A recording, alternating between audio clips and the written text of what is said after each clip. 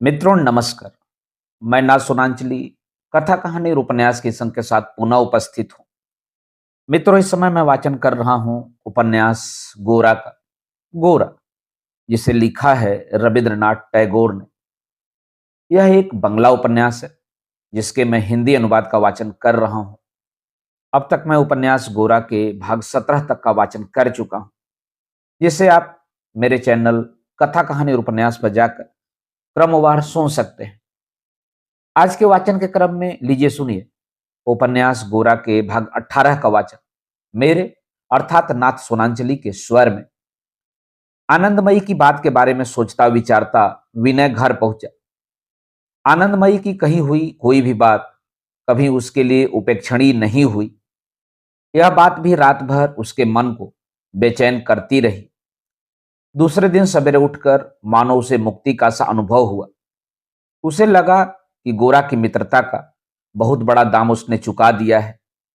एक और शशिमुखी से विवाह करने को राजी होकर उसने जो जीवन भर का बंधन स्वीकार किया है, उसके बदले एक दूसरी ओर अपने बंधन काट देने का अधिकार भी उसे मिल गया है।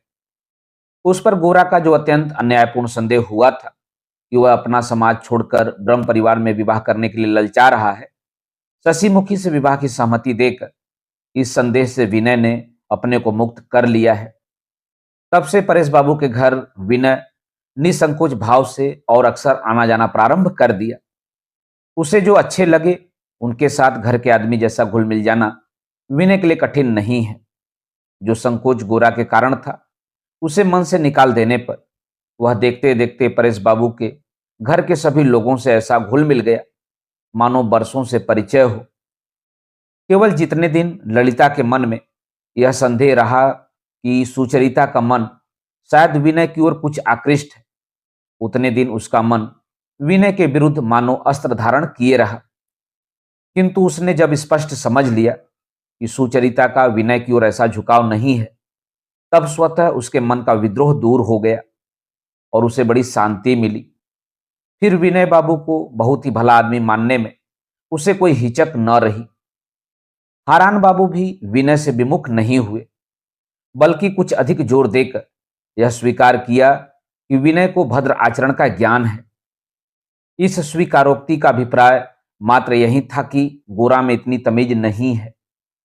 हरान बाबू के सामने विनय कभी कोई बहस की बात नहीं छेड़ता था और सुचरिता की भी कोशिश रहती कि ऐसी कोई बात न उठे। इसीलिए इतने दिनों चाय की मेज पर शांति भंग नहीं हुई। लेकिन हरान की अनुपस्थिति में जानबूझकर सुचरिता विनय को अपने सामाजिक विचारों की चर्चा के लिए उकसाती। गोरा और विनय जैसे पढ़े लिखे लोग देश के कुसंस्कारों का कैसे समर्थन कर सकते हैं, यह जानने का उसका उतावलापन किसी तरह शांत नहीं होता था। गोरा और विनय को वह स्वयं न जानती होती तो यह सोचकर ही कि इन सब बातों को वे मानते हैं और कुछ जाने सुने बिना सुचरिता उन्हें अवहेलना के योग्य ठहरा देती। किंतु गोरा को देखने के बाद किसी तरह भी वह उसे अवहेलना के साथ मन से दूर न कर सकी। तभी मौका मिलते ही घुमा फिरा कर वह विनय के साथ गोरा के विचारों और जीवन की चर्चा उठाती और प्रतिवाद के द्वारा पहुंचकर सब कुछ निकालने की कोशिश करती। परेश बाबू की राय में सभी संप्रदायों के विचार सुनने देना ही उसकी शिक्षा का तरीका था। इसलिए इस सब वाद विवाद में उन्होंने कभी कोई पक्ष नहीं लिया, न कभी बाधा दी। एक दिन सुचरिता ने पूछा, अच्छा गौर मोहन बाबू क्या सचमुच जाति भेद नहीं मानते, या वह केवल देश प्रेम का अतिरिक्त जोश है? विनय ने कहा, आप क्या सीढ़ी के अलग अलग चरणों को मानती हैं? वे भी तो सब विभाग हैं, कोई ऊपर है कोई नीचे। सुचरिता, वह मानती हूं तो इसीलिए कि नीचे से ऊपर उठना होता है, नहीं तो ऐसा मानने की कोई जरूरत न थी। समतल भूमि पर सीढ़ी को न मानने से भी काम चल जाएगा। विनय, आप ठीक कहती हैं, हमारा समाज भी एक सीढ़ी है। उसका एक उद्देश्य था, वह था नीचे से ऊपर उठने देना, मानव जीवन को एक शिखर तक ले जाना। अगर हम इस समाज को, इस संसार को ही मंजिल समझते, तब तो किसी विभाग व्यवस्था की कोई जरूरत ही न थी। तब तो यूरोपीय समाज की तरह हम भी प्रत्येक दूसरे से अधिक कुछ झपट लेने के लिए छीना झपटी और मारपीट करते होते। जो सफल होता, संसार में वहीं सिर उठता, और जिसकी कोशिश निष्फल हो जाती, वह बिल्कुल नीचे दब जाता। हम लोग संसार में रहते हुए संसार के पार हो जाना चाहते हैं। इसीलिए हमने संसार के कर्तव्यों को प्रवृत्ति और प्रतियोगिता के आधार पर स्थिर नहीं किया। सांसारिक कर्म को भी माना, क्योंकि कर्म के द्वारा कोई दूसरी उपलब्धि नहीं, मुक्ति ही पानी होगी। इसीलिए एक ओर संसार का काम, दूसरी ओर संसार के काम की परिणति, दोनों को मानकर ही हमारे समाज में वर्ण भेद की अर्थात वृत्ति भेद की स्थापना हुई। सुचरिता, आपकी बात मैं बहुत अच्छी तरह समझ पा रही हूं, ऐसा नहीं है। किंतु मेरा प्रश्न यह है कि जिस उद्देश्य से आप समाज में वर्ण भेद का चलन शुरू हुआ मानते हैं, उस उद्देश्य को क्या सफल होता देख रहे हैं? विनय, दुनिया में सफलता को ठीक ठीक पहचानना बड़ा कठिन है। ग्रीस की सफलता आज ग्रीस में नहीं है, पर इसीलिए यह नहीं कहा जा सकता कि ग्रीस का सारा विचार ही भ्रांत या व्यर्थ रहा। ग्रीस का विचार अब भी मानव समाज में कई प्रकार की सफलता प्राप्त कर रहा है। भारतवर्ष ने जाति भेद नाम से सामाजिक समस्या का एक बहुत सटीक उत्तर दिया था। वह उत्तर अभी भी लुप्त नहीं हुआ है, अभी दुनिया के सामने मौजूद है। यूरोप भी सामाजिक समस्या का कोई और अच्छा हल अभी तक न दे सका। वहां केवल ठेला ठेली और छीना झपटी ही चल रही है। भारतवर्ष का यह उत्तर मानव समाज में अभी सफलता की प्रतीक्षा कर रहा है। एक तुच्छ संप्रदाय की ओछी अंधता के कारण हमारे उसे उड़ा देना चाहने से ही वह उड़ जाएगा, ऐसा कभी न मानिएगा। हमारे छोटे छोटे संप्रदाय पानी की बूंद जैसे समुद्र में मिल जाएंगे, लेकिन भारतवर्ष की सहज प्रतिभा से प्रकांड मीमांसा उद्भूत हुई है। वह तब तक स्थिर खड़ी रहेगी जब तक कि पृथ्वी पर उसका कार्य पूर्ण न हो जाए। सकुचाते हुए सुचरिता ने पूछा, बुरा न मानिएगा, लेकिन सच बताइए, ये सब बातें कहीं गौरमोहन बाबू की प्रतिध्वनि मात्र तो नहीं है, या कि सचमुच आप इन पर पूरा विश्वास करते हैं? हंसकर विनय ने कहा, आपसे सत्य ही कहता हूं, मेरे विश्वास में गोरा जैसा बल नहीं है। जब जाति भेद के आडंबर और समाज के विकारों को देखता हूं, तब कई बार मैं संदेह भी प्रकट करता हूं। किंतु गोरा का कहना है कि बड़ी चीज को छोटा करके देखने के कारण ही संदेह उत्पन्न होता है। पेड़ की टूटी हुई डाल या सूखे पत्ते को ही पेड़ की चरम प्रकृति मानना विवेक की असहिष्णुता है। वह टूटी डाल की तारीफ करने को नहीं कहता, लेकिन पूरे पेड़ को देखने और उसका कार्य समझने की कोशिश करने का आग्रह करता है। सुचरिता, पेड़ के सूखे पत्ते और डालियां अगर न भी देखें, किंतु पेड़ का फल तो देखना होगा। हमारे देश के लिए जाति भेद का फल कैसा है? विनय, आप जिसे जाति भेद का फल कहती हैं, वह अवस्था का फल है, केवल जाति भेद का नहीं। हिलती हुई दाढ़ से चबाने पर दर्द होता है, वह दांत का दोष नहीं है, हिलती दाढ़ का दोष है। विभिन्न कारणों से हम लोगों में विकार और दुर्बलता आ गई है, इसलिए हम भारतवर्ष के विचार को सफल न करके उसे और विकृत किए दे रहे हैं। वह विकार विचार का मूलगत नहीं है। हम में आत्मबल और स्वास्थ्य भरपूर हो तो सब अपने आप ठीक हो जाएगा। इसीलिए गोरा बार बार कहते हैं कि सिर दुखता है, इसीलिए सिर उड़ा देने से नहीं चलेगा, स्वस्थ बनिए, सबल बनिए। सुचरिता, अच्छा, तो आप ब्राह्मण जाति को नर देवता मानने को कहते हैं। क्या आप मानते हैं कि ब्राह्मण के पैरों की धूल से ही मनुष्य सचमुच पवित्र हो जाता है? विनय, पृथ्वी पर बहुत से सम्मान तो हमारे अपने बनाए हुए हैं। जब तक राजा की जरूरत रहती है, चाहे जिस कारण से भी हो, तब तक मनुष्य उसे असाधारण ही कहकर चर्चा करते हैं। लेकिन वास्तव में तो राजा असाधारण नहीं है। फिर भी अपनी साधारणतया की हद लांघकर उसे असाधारण हो उठना होगा, नहीं तो वह राज ही नहीं कर सकेगा। राजा से सुचारू ढंग से व्यवस्था पाने के लिए हम उसे असाधारण बना देते हैं। हमारे उस सम्मान की जिम्मेदारी राजा को संभालनी पड़ती है, यानी उसे असाधारण बनना पड़ता है। मनुष्य के सभी संबंधों में ऐसी ही कृत्रिमता है। यहां तक कि माता पिता का जो आदर्श अब सबने मिलकर खड़ा किया है, उसी के कारण माता पिता को समाज में विशेष रूप से आदरणीय माना जाता है। केवल स्वाभाविक स्नेह के कारण नहीं। संयुक्त परिवार में बड़ा भाई छोटे भाई के लिए बहुत कुछ सहता है और त्याग करता है। क्यों करता है? बड़े भाई को हमारे समाज में बड़े भाई का विशेष पद इसलिए दिया गया है। दूसरे समाजों में वैसा नहीं है। अगर ब्राह्मण को भी सचमुच ब्राह्मण बनाया जा सके तो वह क्या समाज के लिए मामूली उपलब्धि होगी? हम लोग नर देवता चाहते हैं। यदि सच्चे मन से और विवेक पूर्वक हम नर देवता को चाहें तो अवश्य पाएंगे। और अगर मूर्खों की तरह चाहें तो जो सब अब देवता तरह तरह के ढोंग करते रहते हैं और हमारे माथे पर अपने चरणों की धूल डालना जिनकी जीविका का साधन है, उनका गुट और धरती का बोझ बढ़ेगा ही। सुचरिता, आपके नर देवता कहीं हैं भी? विनय, जैसे बीज में पौधा छुपा होता है वैसे ही हैं। भारतवर्ष के आंतरिक अभिप्राय और प्रयोजन में है। अन्य देश वेलिंगटन जैसा सेनापति, न्यूटन जैसा वैज्ञानिक, राथचाइल्ड जैसा लखपति चाहते हैं। हमारा देश ब्राह्मण चाहता है। ब्राह्मण जिसे डर नहीं है, जो लालच से घृणा करता है, जो दुख पर विजय पाता है, जो अभाव की परवाह नहीं करता, जो परमे ब्राह्मणी योजी चित्त है, जो अटल है, शांत है, मूर्त है, उस ब्राह्मण को भारतवर्ष चाहता है। सचमुच उसे पा लेने से भारतवर्ष स्वाधीन हो सकेगा। हमारे समाज के प्रत्येक अंश में, प्रत्येक कर्म में अनवरत मुक्ति का स्वर गुजारने के लिए ही ब्राह्मण चाहिए, खाने और घंटी बजाने के लिए नहीं। समाज की सार्थकता को हर समय समाज की आंखों के सामने प्रत्यक्ष किए रहने के लिए ही ब्राह्मण चाहिए। ब्राह्मण के इस आदर्श को हम जितना बड़ा अनुभव करेंगे, ब्राह्मण के सम्मान को भी उतना ही बड़ा करके रखना होगा। वह सम्मान राजा के सम्मान से भी कहीं अधिक है। वह सम्मान देवता का ही सम्मान है। जब ब्राह्मण देश में इस सम्मान का यथार्थ अधिकारी होगा, तब इस देश को कोई अपमानित नहीं कर सकेगा। हम लोग क्या स्वयं राजा के सामने सिर झुकाते हैं? अत्याचारी का बंधन गले में पहनते हैं? अपने डर के सामने ही हमारा सिर झुकता है। अपने लालच के जाल से ही हम बंधे हैं। अपनी मूढ़ता के ही हम दासानुदास हैं। ब्राह्मण तपस्या करें, उस डर से, लालच से, मूढ़ता से हमें मुक्त करें। हम उनसे युद्ध नहीं चाहते, व्यापार नहीं चाहते और कुछ नहीं चाहते।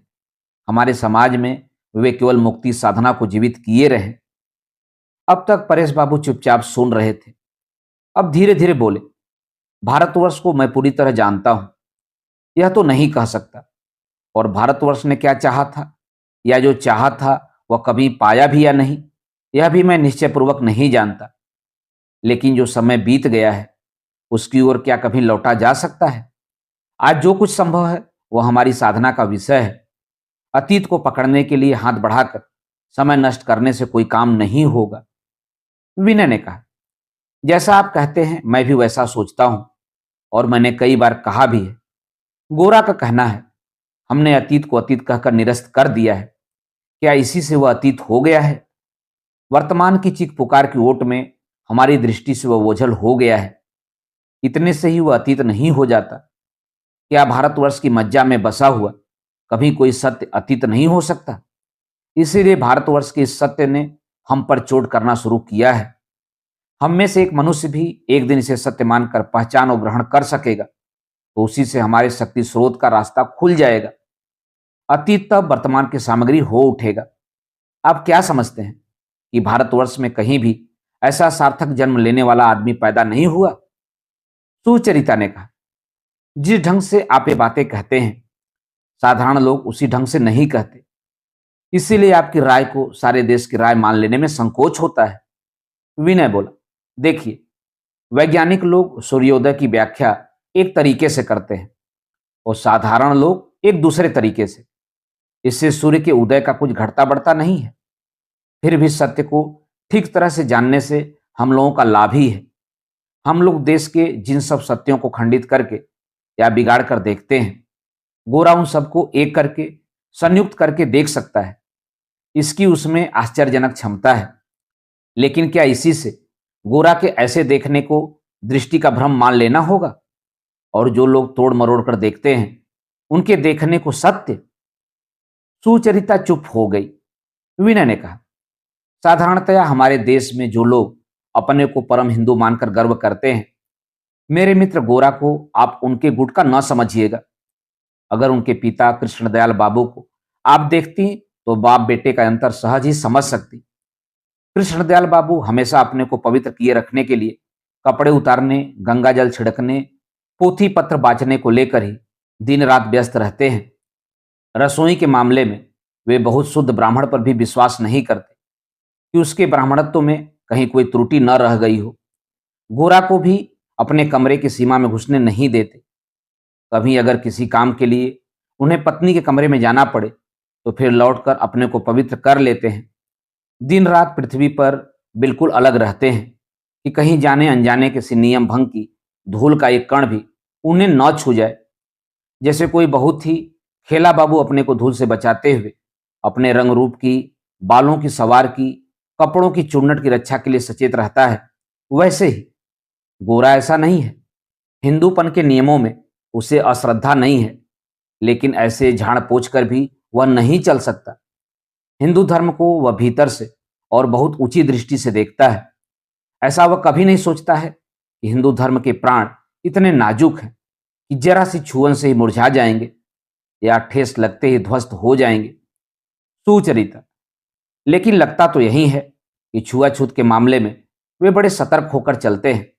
विनय, उसकी यह सतर्कता ही एक अद्भुत वस्तु है।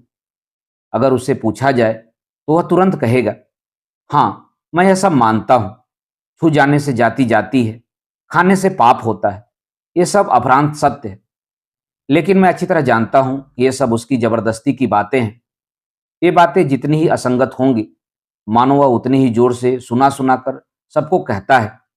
वर्तमान हिंदूपन की मामूली सी बात को भी न मानने पर अन्य मूर्ख लोगों के द्वारा, दूसरे मूर्ख लोगों द्वारा कहीं हिंदुत्व की बड़ी बातों का भी असम्मान न हो, और हिंदुत्व पर जिन्हें श्रद्धा नहीं है कहीं वे उसे अपना जीत न समझ बैठे।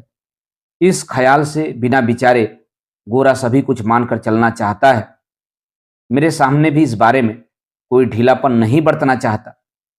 परेश बाबू बोले, ऐसे लोग तो ब्रह्म समाजियों में भी बहुत हैं। वे हिंदुत्व की सभी बातों को बिना विचारे दूर कर देना चाहते हैं, जिससे कोई बाहर का व्यक्ति भूल से भी यह न समझे कि वे हिंदू धर्म की कुप्रथाओं को स्वीकार करते रहे हैं। ऐसे लोग सहज भाव से दुनिया में चल ही नहीं सकते। या तो दिखावा करते हैं या होड़ करते हैं। समझते हैं कि सत्य दुर्बल है और उसे चतुराई या जबरदस्ती से बचाना कर्तव्य का ही एक भाग है। जो लोग ऐसा मानते हैं कि सत्य हम पर निर्भर करता है, सत्य पर हम निर्भर नहीं हैं, उन्हीं को तो कठमुल्ला कहते हैं। सत्य की शक्ति पर जिन्हें विश्वास है वे अपने बल को संयत रखते हैं। 2-4 दिन बाहर के लोग गलत समझ भी लें तो यह कोई बड़ा नुकसान नहीं है, लेकिन किसी तुच्छ संकोच के कारण सच्चाई को स्वीकार न कर सकना बहुत बड़ी क्षति है। मैं तो हमेशा ईश्वर से ही मांगता हूं कि चाहे ब्रह्म समाज में हो, चाहे हिंदू चंडी मंडप में, मैं सत्य को सर्वत्र सिर झुकाकर सहज भाव से और बिना विद्रोह के नमन कर सकूं। बाहर की कोई बाधा मुझे रोक न सके। परेश बाबू ने इतना कहने के बाद क्षण भर स्तब्ध होकर मानो अपने मन का भीतर ही भीतर जायजा लिया। परेश बाबू ने मृदु स्वर में जो यह बात कही, उससे इतनी देर की सारी बातचीत में मानो एक गंभीर स्वर मिला दिया। वह स्वर परेश बाबू की इस बात का स्वर नहीं था, बल्कि उनके अपने जीवन की एक प्रशांत गंभीरता का स्वर था। सुचरिता और ललिता के चेहरे पर एक आनंद भरी भक्ति की दीप्ति फैल गई। विनय चुप रह गया। मन ही मन वह जानता था कि गोरा में एक प्रचंड हठ धर्मिता है।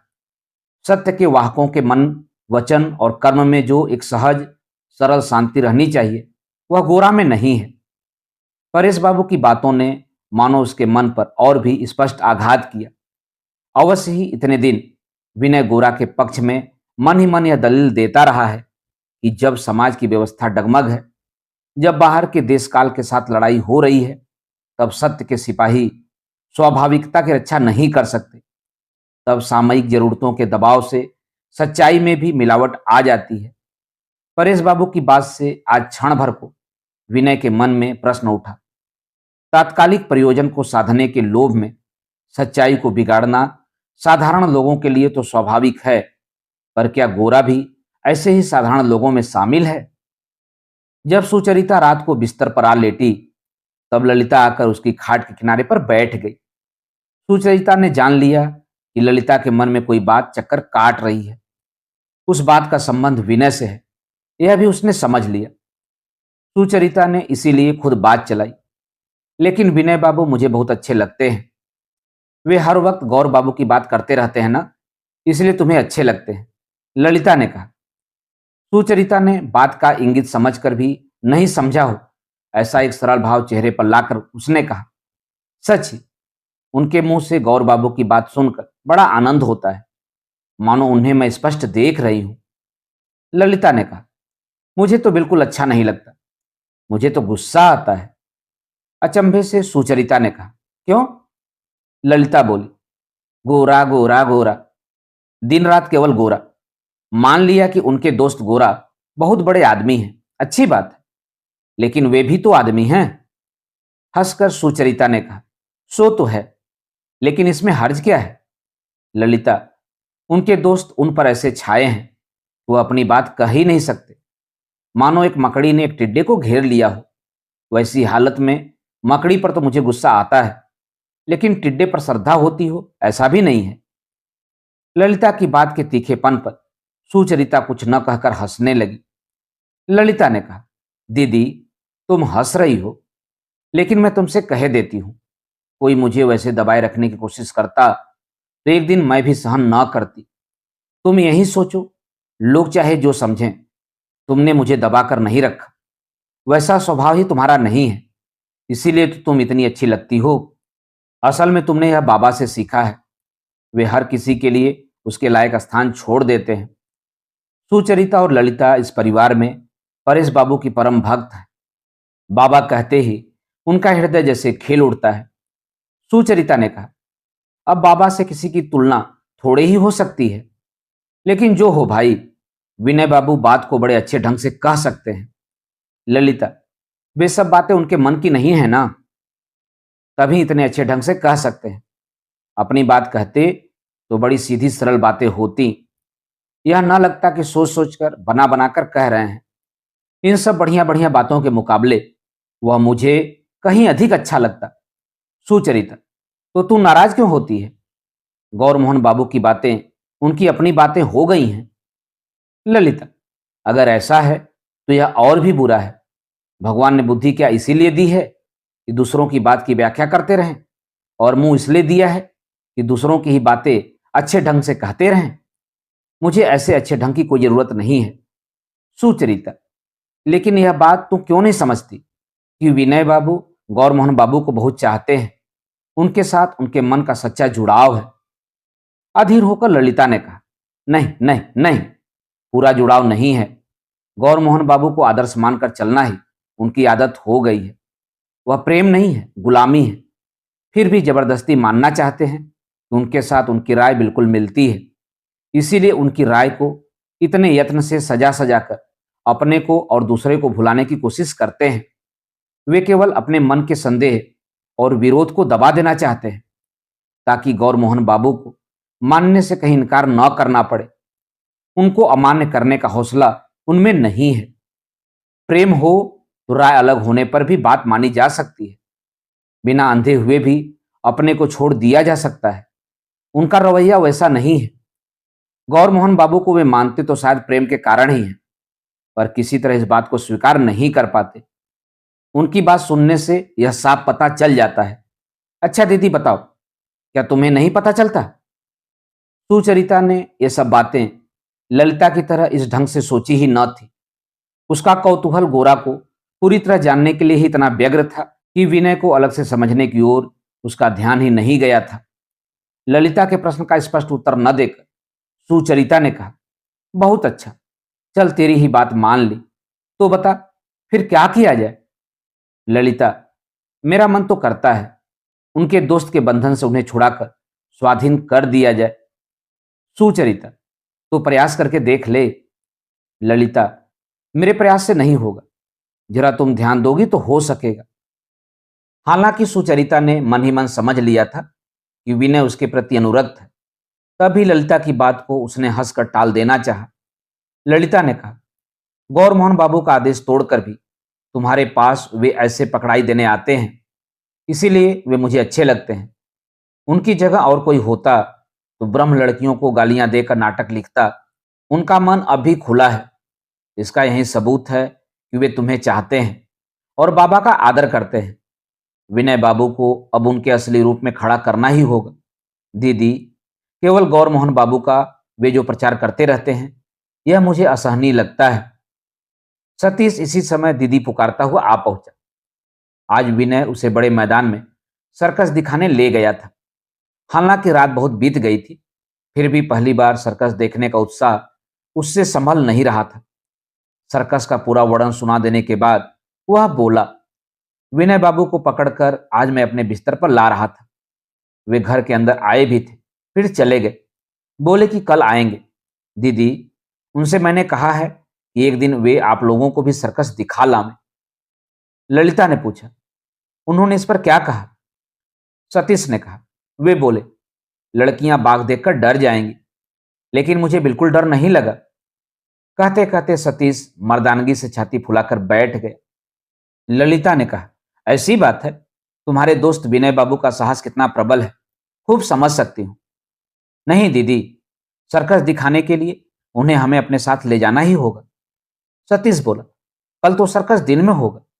ललिता ने कहा, वह तो और अच्छा है, दिन में ही जाएंगे। दूसरे दिन विनय के आते ही ललिता बोल उठी, लीजिए, ठीक वक्त पर आए हैं। विनय बाबू चलिए। विनय ने पूछा, कहाँ चलना होगा? ललिता, सर्कस देखने। सर्कस देखने? वह भी दिन दहाड़े सामियाना भर लोगों के सामने लड़कियों को लेकर सर्कस देखने जाना? हक्का बक्का हो गया विनय। ललिता बोली, ऐसा जान पड़ता है गौर मोहन बाबू नाराज होंगे। ललिता के इस प्रश्न से विनय कुछ चकित हुआ। ललिता ने फिर कहा, लड़कियों को सर्कस दिखाने ले जाने के बारे में भी क्या गौर मोहन बाबू की कोई राय है? विनय ने कहा, जरूर है। ललिता, उसकी व्याख्या आप किस ढंग से करते हैं, जरा बताइए तो। मैं दीदी को बुला लाऊं, वे भी सुन लेंगे। झेप कर विनय हंसा। ललिता ने कहा, हंसते क्यों हैं? विनय बाबू, आपने कल सतीश से कहा था कि लड़कियां बाघ से डरती हैं, जैसे आप किसी से नहीं डरते। विनय इस पर लड़कियों को सर्कस दिखाने ले गया था। इतना ही नहीं, गोरा के साथ उसका संबंध ललिता को और शायद परिवार की सभी लड़कियों को कैसा जान पड़ता है, मन ही मन इस बात को लेकर भी वह काफी उधेड़बुन करता रहा था। इस प्रकरण के बाद विनय से जिस दिन ललिता की भेंट हुई, उसने बड़े भोलेपन से पूछा, उस दिन की सर्कस जाने वाली बात क्या आपने गौर मोहन बाबू को बता दी? विनय को यह प्रश्न बहुत अखरा, क्योंकि कानों तक लाल होते हुए उसे कहना पड़ा, नहीं, अभी तक मौका नहीं मिला। हंसते हुए लावण्य ने कमरे में आकर कहा, विनय बाबू आइए ना। ललिता बोली, कहां, सर्कस देखने? लावण्य ने कहा, वाह, आज कैसा सर्कस? मैं केवल बुला रही हूं कि पेंसिल से मेरे रुमाल के चारों ओर एक बेल आंक दें, मैं काढ़ूंगी। विनय बाबू बड़ा सुंदर आंकते हैं। कहती हुई लावण्य विनय को खींचकर ले गई। मित्रों, अभी आप सुन रहे थे उपन्यास गोरा के भाग 18 का वाचन मेरे अर्थात नाथ सोनांचली के स्वर में। उपन्यास गोरा के आगे के भागों का वाचन आप मेरे वाचन के अगले क्रम में सुन सकते हैं। तो जुड़े रहिए कथा कहानी और उपन्यास के साथ।